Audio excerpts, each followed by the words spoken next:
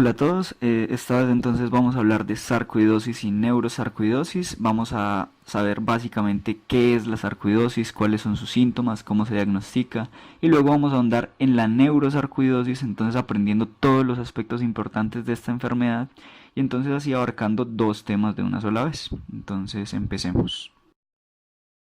Bueno, básicamente la sarcoidosis es una enfermedad en la que a las personas le van a empezar a surgir o a salir unos granulomas. Unos granulomas son una masa como de tejido que se compone principalmente de macrófagos y linfocitos TCD4 que están acumulados y que se caracterizan por ser granulomas no caseificantes. ¿Qué significa eso de caseificante?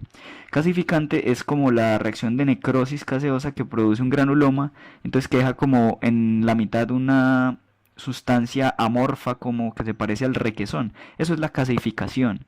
Los granulomas de la sarcoidosis característicamente son no caseificantes, es decir, no dejan esta masa amorfa en la mitad, sino que están básicamente rellenos de puros macrófagos y linfocitos. Y estos granulomas le van a salir en cualquier órgano del cuerpo al paciente, desde la cabeza hasta los pies, desde el cerebro hasta los riñones. Lo que quiere decir que el paciente va a tener un síntoma dependiendo de qué órgano sea el que tenga compromiso por los granulomas. Eh, ¿Por qué se produce esto? ¿De dónde salen esos granulomas? Básicamente hasta ahora no es conocida la causa de dónde se originan estos granulomas, no se sabe por qué da la sarcoidosis. Sin embargo, se tiene claro que es una enfermedad que es inmunomediada, pues en el proceso de formación de los granulomas media necesariamente el sistema inmune, la respuesta TH1 y los linfocitos TCD4. Entonces, en resumen, es una enfermedad donde salen un montón de granulomas en las diferentes partes del cuerpo y por eso van a tener un espectro de síntomas dependiendo de la parte del cuerpo que se afecte. ¿Qué tan frecuente es entonces ¿Qué tan frecuente es entonces la sarcoidosis? Básicamente, la sarcoidosis tiene una tasa de prevalencia muy amplia dependiendo de los estudios. Se dice que se da entre 1 a 60 por cada 100.000 habitantes y eso puede variar mucho por la localización geográfica, la raza de los pacientes. Por ejemplo, acá en Latinoamérica se han hecho estudios y se ha demostrado que está más o menos entre 1.5 a 2 por 100.000. Mientras que si tenemos en cuenta los afroamericanos, en ellos la frecuencia es mucho más alta, más o menos unos 45 a 60 por 100.000. Otras cosas importantes es que la sarcoidosis se va a dar cuando, pues en la tercera y cuarta década de la vida, entre los 30 y 50 años más o menos, que es más frecuente en las mujeres, 1.5 veces más frecuente, y como dijimos antes que en los afroamericanos es más frecuente también, y no solo es que es más frecuente en ellos, sino que también en los afroamericanos es más grave y tiende a ser más crónica y tiene más compromiso ocular normalmente. Bueno, ya supimos qué es la sarcoidosis y cuál es la epidemiología básica de ella. Ahora vamos a ver cuáles son sus síntomas. Los síntomas, como dijimos, dependen del órgano en el cual están instaurados pues, los granulomas. Lo más frecuente o los síntomas más frecuentes que se ven en sarcoidosis son básicamente los síntomas pulmonares, que es el primero.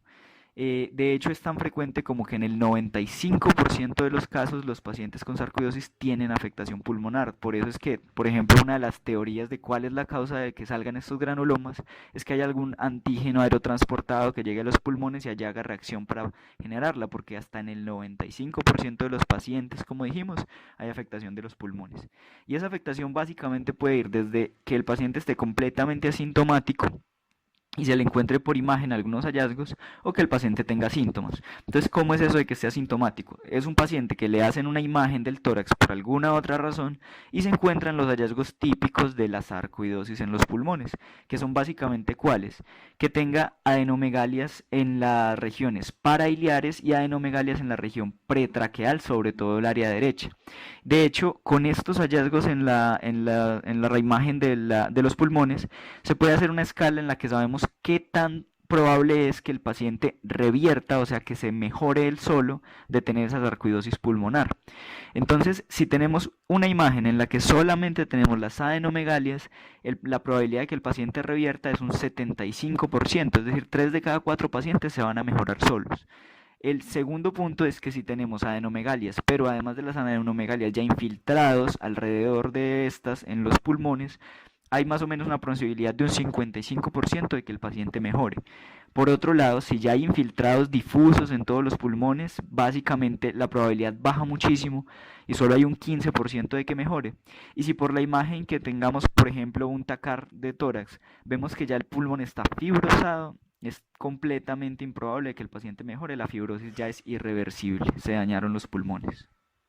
Por otro lado, pues los síntomas que va a dar la sarcoidosis en los pulmones cuando es sintomática, pues van a ser básicamente la afectación del parénquima pulmonar, es decir, un paciente con tos, con sensación de disnea, que va a tener sibilancias, inclusive tos con sangre o hemoptisis, pues. Entonces, eso es lo más frecuente que vemos en sarcoidosis, el 95% de los casos. El segundo órgano afectado más frecuentemente es la piel. En la piel entonces vamos a encontrar reacciones de la sarcoidosis que son específicas y reacciones que no son específicas de la sarcoidosis. ¿Qué quiere decir específica o no específica? Específica es la lesión en la que usted toma una biopsia y puede encontrar ahí los granulomas de sarcoidosis, mientras que no específica es una lesión que acompaña a la sarcoidosis, no necesariamente encuentras los granulomas y tomas la biopsia de ahí. En las específicas, el más clásico e importante básicamente es el lupus pernio, son unas placas engrosadas rojas que se dan sobre todo en la región nasal y en las mejillas de los pacientes. Por otro lado, las reacciones no específicas, lo curioso de las no específicas es que realmente la más frecuente reacción cutánea en la sarcoidosis es una no específica, que es el eritema nodoso. Otras reacciones no específicas que existen son el piedema gangrenoso, la acropaquia o dedos en palillo de tambor.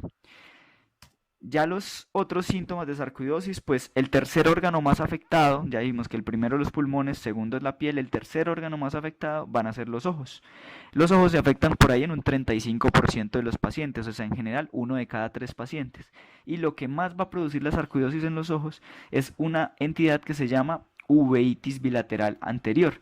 La uveitis es pues justamente la inflamación de la uvea y uno clínicamente va a ver que la pupila está como dismórfica o discórica, que se ve como en forma de estrella. Al hacerle fondo de ojo al paciente va a saber que hay muchos como detritos, se ve como sucio ese fondo de ojo. Y el paciente obviamente va a tener dolor en los ojos, inyección conjuntival, disminución de su agudeza visual. Todo eso entonces se da en la sarcoidosis, en la uveitis, que suele ser bilateral como su nombre indica. En los ojos puede dar otras cosas también, como vasculitis retiniana, nódulos en la conjuntiva, que al paciente se le vayan saliendo los ojos, pues una proptosis, pero lo más frecuente es la uveitis. Y aquí tenemos ya una lista de todos los otros órganos que afecta y básicamente lo que más produce. Ya los primeros 3 más frecuentes los mencionamos, pulmón, piel y ojos. Y ahora el resto, pues el cuarto más frecuente serían las articulaciones, la sarcoidosis de artritis, en el 25% de los casos, es decir, 1 de cada 4 pacientes.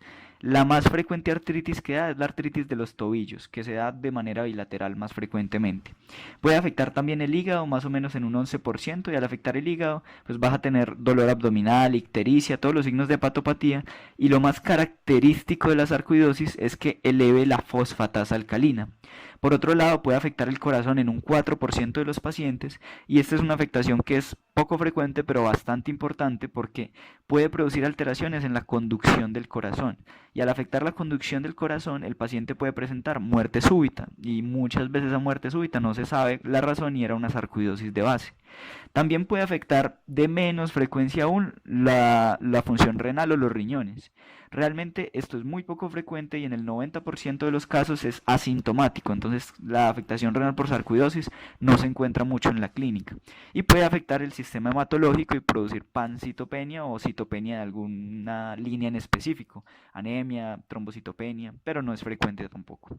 Entonces básicamente esos son como todos los síntomas de la sarcoidosis, el más frecuente pulmón, el segundo la piel, tercero los ojos y el resto de síntomas. Entonces ya teniendo los síntomas vamos a ver cómo se diagnostica la sarcoidosis. Entonces, ¿cómo haríamos ese diagnóstico de sarcoidosis?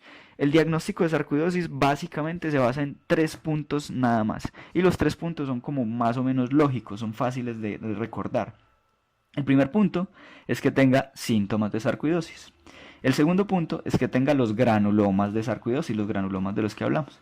Y el tercer punto es que estos granulomas no se expliquen por ningún otro diagnóstico, que se descarten otros diagnósticos diferenciales, porque la sarcoidosis no es la única que produce que salgan granulomas no calcificantes en el cuerpo. Por ejemplo, hay otras como la tuberculosis muy frecuente, la criptococosis, la histoplasmosis, los linfomas, las vasculitis ancas como la poliangeitis microscópica y la granulomatosis con poliangeitis. Entonces hay otras cosas que pueden producir estos granulomas. Entonces, el primer punto, que tenga síntomas de sarcoidosis, pues ya vimos cuáles son todos los síntomas de sarcoidosis, ya sabemos cómo diagnosticarlos. El segundo punto, que tenga los granulomas de la sarcoidosis. ¿Y cómo vamos a saber si tiene los granulomas? Pues básicamente hay que tomar una biopsia, un trozo de la muestra y hacerla y analizarla. Entonces, ¿de dónde se toma la biopsia?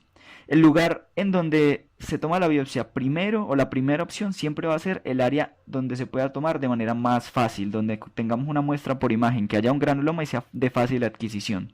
El segundo punto a tener en cuenta es que si no hay un lugar fácil, el segundo lugar como más importante para tomar la biopsia serían las adenomegalias que hay en los pulmones, ya sea las parailiares o las pretraqueales, son las más, digamos, con mayor rendimiento. Y el tercer punto es que si no tenemos una biopsia de fácil acceso y no tenemos las adenomegalias o no se puede acceder a ellas, el tercer punto es tomar una biopsia a ciegas. A ciegas, es decir, voy a biopsiar un órgano así yo no haya visto que allí haya granulomas. Entonces, ¿qué órganos se han propuesto como posibles a biopsiar en la sarcoidosis?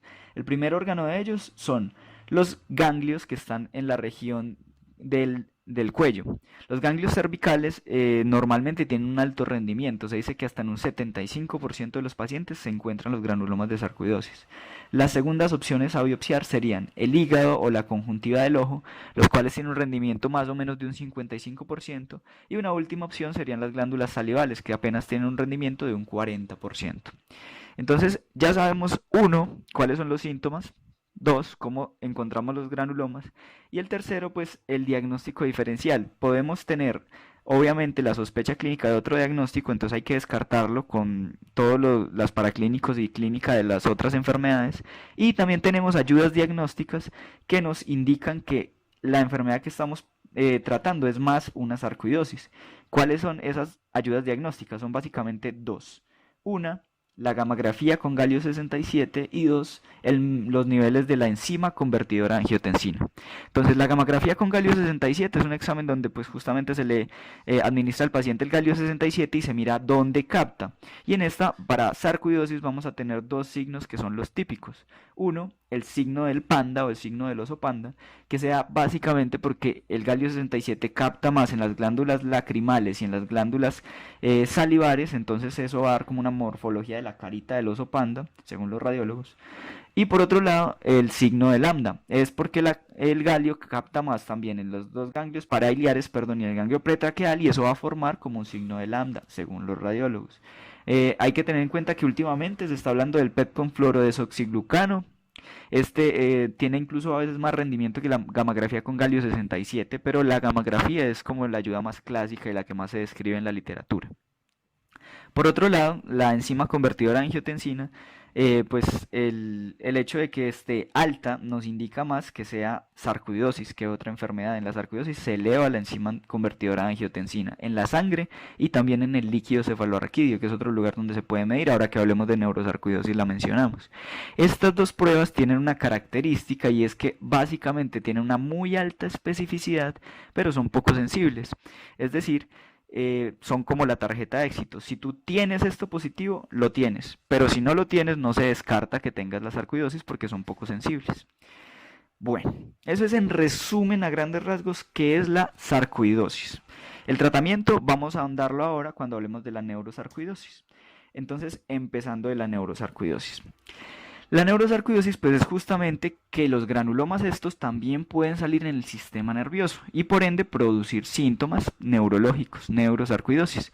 Como que en qué frecuencia estaría la neurosarcoidosis en la sarcoidosis. Si la vamos a meter en la lista de síntomas que tuvimos en los diferentes órganos, la neurosarcoidosis estaría más o menos acá, entre la hepatopatía y las alteraciones cardíacas, porque se da en un 5 a 10% de los pacientes, es decir, no es muy frecuente, pero sí potencialmente puede ser muy grave. Como dijimos que en la sarcoidosis los granulomas pueden salir en cualquier órgano y tener un amplio espectro de síntomas, pues en la neurosarcoidosis los granulomas pueden salir en cualquier parte del sistema nervioso y también tener un amplio espectro de síntomas del sistema nervioso, desde el parénquima, los nervios, la médula, las meninges, etcétera. Entonces, básicamente, vamos a puntualizar cuáles son los 6 lugares donde la neurosarcoidosis se ve más frecuentemente y por ende da más síntomas, los 6 puntos en que la neurosarcoidosis se ve clínicamente. Entonces, el primer punto son los pares craneales. Entonces, los pares craneales se afectan por la neurosarcoidosis y el más frecuentemente afectado es el séptimo par craneal. Se afecta en un 20% de los pacientes que tienen neurosarcoidosis. Y en el 30% de los casos, esta afectación del séptimo par craneal, que produce pues obviamente parálisis facial, es de manera bilateral. Una presentación clásica que describen los libros de esta parálisis facial por la neurosarcoidosis es el síndrome de Erfurt. El síndrome de Erfurt se compone de una tríada que es 1. Tener la parálisis facial y 2. Acompañarse de uveoparotiditis y de fiebre 3. Entonces, si tienes esas 3, tienes un síndrome de Erfurt clásico de la neurosarcoidosis. Por otro lado, es importante resaltar que en la parálisis facial por neurosarcoidosis, la recuperación suele ser en general muy buena. Un 85% de los pacientes se recuperan completamente, es un buen pronóstico. Por otro lado, el segundo par craneal importante aquí es el nervio óptico, el segundo nervio craneal. Este también se afecta en un 20% de los pacientes y en la mayoría de los pacientes suele ser bilateral, es una neuritis bilateral. Su tasa de recuperación no es tan buena como la parálisis facial. De hecho, al año y medio solo se han recuperado de manera importante un 30% de los casos. E incluso a los 5 años puede haber aún un 30% de los casos que quedaron con una visión peor a 20/200, es decir, con una ceguera legal prácticamente. El tercer nervio craneal más afectado normalmente es el octavo nervio craneal, vestíbulo coclear, que ese da pues una hipoacusia. Normalmente da una hipoacusia neurosensorial que es de manera intermitente y esa afectación se puede ver en el 10% de los casos de neurosarcoidosis. Ahora, el resto de pares craneales también se afectan. Todos los pares craneales se han descrito afectados en neurosarcoidosis, pero los más frecuentes son esos 3 mencionados. Segundo punto que puede afectar la neurosarcoidosis, el parénquima cerebral. Entonces, el parénquima cerebral pues, se puede afectar de muchas maneras en la neurosarcoidosis. Puede que las granulomas formen un efecto de masa, puede que los vasos sanguíneos se dañen porque la sarcoidosis también tiene conexión con las vasculopatías. Entonces tengas daño de los vasos y produzca más ACVs. Puede que las masas compriman la salida del líquido cefalorraquídeo y te dé hidrocefalia. Entonces, todas estas maneras te van a producir diferentes síntomas del parénquima cerebral como dolor de cabeza, convulsiones, déficit neurológico focal, etc. Se ve inclusive que hay alteración cognitiva, alteración de la función mental en un 20% de los casos y aún más grave que el 60% de las personas que tienen neurosarcoidosis tienen depresión. Entonces es muy importante evaluar eso. Y por otro lado, como dijimos que la neurosarcoidosis afecta a los vasos, es un factor de riesgo para presentar accidentes cerebrovasculares. Tienen 3 veces más riesgo que la población general de presentar ACVs. Ahora, el tercer órgano o parte del cerebro, del sistema nervioso afectado, la médula espinal. La médula espinal también se va a afectar en un 20%. Como vemos, muchas cosas se afectan en un 20%. El séptimo nervio, el segundo nervio, la alteración cognitiva, la médula espinal, en un 20%. Y la médula espinal se puede afectar básicamente de 3 maneras. Con una afectación intramedular, intradural o extradural. Intramedular pues es que sale la lesión justamente dentro de la médula, intradural que es de la dura para adentro, o sea hacia la médula, y extradural que es de la dura hacia afuera. Lo menos frecuente de estas 3 es que sea intramedular, o sea lo menos frecuente es que sea una lesión que salga de la médula, sino que es más frecuente que haya algo intra o extradural que crezca y comprima la médula espinal. Al comprimir la médula espinal, pues básicamente vas a tener síntomas que son síntomas motores, síntomas sensitivos y síntomas autonómicos. Motores, pues debilidad, sensitivos, pues dolor, parestesias, disestesias, alteración de la propiocepción. Y síntomas autonómicos, porque la médula también lleva las fibras autonómicas, entonces te produce alteración de la función urinaria o de la presión arterial o de la temperatura. Otras cosas autonómicas, pues. La mayoría de afectación de la médula por neurosarcoidosis se ve en la columna cervical y en la columna torácica. Y se dice que en un estudio se encontró que el 80% de las lesiones en la médula son longitudinalmente extensas. ¿Qué es eso? Que afecta más de 3 cuerpos vertebrales o la distancia más de 3 cuerpos vertebrales. Y eso es importante porque un diagnóstico diferencial muy importante sería la neuromielitis óptica, que afecta normalmente la médula con afectación longitudinalmente extensa. Entonces, esa es la tercera, la afectación de la médula. Vamos para la cuarta, la afectación de las meninges. Entonces, la afectación de las meninges ya no se da en un 20, sino un poquito menos, en un 15% de los pacientes. Se afectan más las leptomeninges que las paquimeninges, es decir, se afecta más la aracnoides y la pía madre que la dura madre. Pues puede producir signos de meningitis crónica, básicamente, con dolor de cabeza, signos meningios, algunos signos constitucionales. Y si usted tiene un paciente que tiene estos signos meningios y este dolor de cabeza y le hace una punción lumbar, y de una vez aprovechamos para decir qué se encuentra en la punción lumbar de la neurosarcoidosis, que si se sospecha hay que hacerla, es básicamente que usted va a encontrar un poco de elevación de las proteínas, un poco de elevación de los monocitos, puede encontrar bandas oligoclonales en patrón tipo 2, es decir, de patrón de formación de esta intratecal, de inflamación dentro del cerebro, y en algunos casos, en un 15% de los casos, vas a encontrar que la glucosa está baja, es decir, hay que diferenciar lo que no sea una infección bacteriana, que la infección bacteriana disminuiría la glucosa, pero hay que tener en cuenta entonces que la neurosarcoidosis también baja la glucosa en un 15% de los casos. Las últimas dos alteraciones neurológicas que produce, que son las menos frecuentes, son la disfunción neuroendocrina en un 6%, que se produce básicamente porque la neurosarcoidosis infiltra tanto el hipotálamo como la hipófisis. Entonces, al infiltrar hipotálamo y hipófisis, produce muchos síntomas de carácter hormonal. La más frecuente que produce es la diabetes insípida, pero también puede tener alteraciones de la prolactina, de las hormonas tiroideas, del cortisol, del crecimiento. Inclusive, por afectar el hipotálamo, puede afectar específicamente funciones fisiológicas como el hambre, la temperatura o hasta la personalidad. Y por último, la última afectación que da la neurosarcoidosis de manera importante son las neuropatías. La neurosarcoidosis puede dar neuropatías de cualquier índole, de cualquier tipo. Sensitivo, motoras, inclusive de fibra grande o de fibra pequeña. Y entre las de fibra grande, cualquier tipo también, es decir, mononeuropatía, mononeuritis múltiple, polirradiculopatía, un síndrome que se parezca al Guillain-Barré, polineuropatía distal simétrica como en la diabetes. Y en las de fibra pequeña, que es esa neuropatía que principalmente va a producir es dolor y disautonomía, y en la que usted hace una electromiografía y realmente no encuentra ninguna alteración, sino que para diagnosticarla va a tener que hacerle una biopsia de piel para ver la densidad de las fibras que haya en esa biopsia de piel, de las fibras nerviosas. Entonces produce todo ese tipo de neuropatías, la neurosarcoidosis. Bueno, entonces ya sabemos la neurosarcoidosis cómo se manifiesta y ahora finalmente tenemos que saber qué se encuentra en las ayudas diagnósticas para finalmente hacer el diagnóstico de neurosarcoidosis.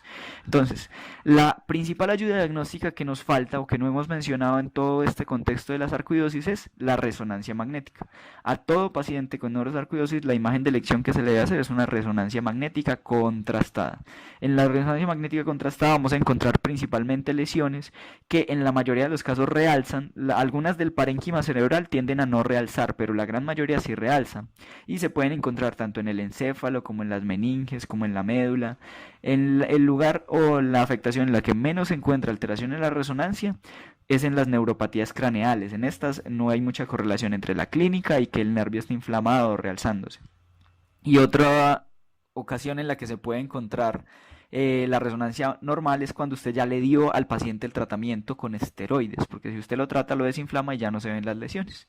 Entonces, bueno, ya teniendo en cuenta cuáles son todos los síntomas de la neurosarcoidosis y qué se encuentra en la resonancia, vamos a ver cómo se diagnostica específicamente neurosarcoidosis. Entonces, para el diagnóstico de la neurosarcoidosis vamos a tener en cuenta los mismos 3 aspectos que tuvimos para el diagnóstico de la sarcoidosis, es decir, 1, que tenga síntomas de neurosarcoidosis, 2, que tenga los granulomas y 3, que se descarten otras enfermedades que produzcan granulomas o el diagnóstico diferencial. En la neurosarcoidosis se crearon específicamente unos criterios diagnósticos que se llaman los criterios de Zajíček. Estos criterios se crearon ya hace tiempo, en el 99, y van a dividir la neurosarcoidosis en 3 probabilidades diagnósticas. 1, neurosarcoidosis definitiva, 2, neurosarcoidosis probable y 3, neurosarcoidosis posible. Para tener neurosarcoidosis definitiva usted tiene que tener justamente los 3 puntos de los que hablamos. El 1, que es síntomas de sarcoidosis, el 3 que descarte diagnósticos diferenciales y el 2 que tenga los granulomas, pero esos granulomas tienen que estar comprobados por biopsia del sistema nervioso central, lo cual en la clínica es muy poco probable porque normalmente no hacemos biopsias tan invasivas que pueden dejar tantas secuelas y que tienen poco rendimiento. Entonces, el diagnóstico definitivo de neurosarcoidosis casi nunca lo hacemos porque no hacemos biopsia del sistema nervioso. El segundo, diagnóstico probable. Entonces, para el diagnóstico probable necesitamos otra vez los mismos 3 puntos. Primero, síntomas de neurosarcoidosis, si tiene. Tercero, que descartes otras causas, también es fácil de hacer. Y por último, en el segundo punto, vamos a reemplazar ese encuentro de los granulomas en el sistema nervioso por 2 cosas. Uno, que tenga inflamación del sistema nervioso y 2, que tenga sarcoidosis sistémica. Entonces, ¿cómo se comprueba que tenga inflamación del sistema nervioso, que tiene inflamado el cerebro? Básicamente por 2 puntos. Uno, que la resonancia magnética lo demuestre, alteraciones en resonancia que ya vimos cuáles son. O 2, encontrar alteraciones en el líquido cefalorraquídeo. ¿Qué alteraciones? Que se le eleve la proteína, que se le eleven los monocitos o que tenga bandas oligoclonales en el líquido cefalorraquídeo. Entonces, al encontrar cualquiera de estas, ya sabemos, tiene inflamado el sistema nervioso. Segundo punto, ¿cómo comprobamos que tenga sarcoidosis sistémica? Por una de 2 maneras también. El primero, pues es hacerle una biopsia de otra parte que no sea el sistema nervioso y encontrar ahí los granulomas. Entonces, si hacemos una biopsia de otra parte, como dijimos antes, del hígado, de la conjuntiva, de los ganglios, y encontramos sarcoidosis, ya sabemos, tiene sarcoidosis sistémica. Si no logramos hacer la biopsia, también se puede uno apoyar en el resto de ayudas diagnósticas. Es decir, si cumples 2 de 3 de estos criterios, podemos decir que tiene sarcoidosis sistémica. ¿Cuáles son? Que tenga hallazgos en la radiografía de tórax de sarcoidosis, que tenga una gamografía con galio 67, que ya mencionamos, con hallazgos de sarcoidosis, es decir, con el panda o con el lambda, o tercero, que tenga una enzima convertidora de angiotensina alta, ya sea en sangre o en líquido cefalorraquídeo. Si tienes 2 de esos 3, sabes que tienes sarcoidosis sistémica y cumpliste criterios diagnósticos con la inflamación del sistema nervioso para tener sarcoidosis probable o neurosarcoidosis probable. Y finalmente, podemos decir que tenemos una neurosarcoidosis posible cuando cumplimos con el primero, tiene síntomas de neurosarcoidosis, cumplimos con el último, no es otro diagnóstico, y en el segundo no logramos cumplir con todos estos, sino con algunos. Entonces es una neurosarcoidosis posible. Y así se diagnostica entonces la neurosarcoidosis. Vamos al último punto, ¿cómo vamos a tratar la neurosarcoidosis? Entonces, la piedra angular del tratamiento, lo más importante, lo que nunca se nos debe olvidar en sarcoidosis y neurosarcoidosis es los esteroides. La sarcoidosis y neurosarcoidosis se trata con esteroides. Si tenés una afectación que sea del parénquima cerebral, de las meninges, de la médula o de la alteración neuroendocrina, es decir, cualquiera que no sean nervios, se va a dar prednisolona 1 miligramo por kilo vía oral. Si la afectación es solamente de los nervios, una neuropatía craneal o una neuropatía periférica, puedes dar la mitad de la dosis, es decir, 0.5 miligramos por kilo. Si ves que el paciente, a pesar de eso, está empeorando o que la afectación de entrada parece ser muy grave, se puede dar inicialmente de una vez metilprednisolona, más bien en vez de prednisolona oral, metilprednisolona intravenosa, en bolos de 1 gramo cada día por 3 a 5 días. ¿Cuánto tiempo vas a dar los esteroides orales? Los vas a dar más o menos por 2 meses y luego hay que hacer un desmonte progresivo de esos esteroides para ir llegando a la menor dosis posible en la que el paciente no tenga síntomas o no recurra, pero tampoco le den los efectos adversos de los esteroides. ¿Cuánto tiempo vamos a dar los esteroides? En general de 6 a 12 meses, o sea, medio año o 1 año. Solo en el caso específico de la neurosarcoidosis que da parálisis facial, como dijimos que esa se recupera tan fácil, en esa podemos dar los esteroides solo por 2 meses y ya. Por otro lado, si usted con los esteroides no mejora o el paciente, a pesar de que usted le hace el desmonte cada vez que le intenta bajar el esteroide recae, se pueden utilizar otros medicamentos neuroinmunosupresores. Entonces, el que más evidencia tiene de los otros inmunosupresores es el metotrexate. También se han hecho estudios con ciclofosfamida, con cloroquina y tienen algún grado de evidencia. Y últimamente los que dicen que son más promisorios son los inhibidores de la TNF, que son el infliximab y el adalimumab, el infliximab teniendo más estudios. Entonces cualquiera de estos puede ayudar al tratamiento de la neurosarcoidosis. Y eso fue todo por ahora, eso es todo lo que tenemos que decir sobre la sarcoidosis y la neurosarcoidosis.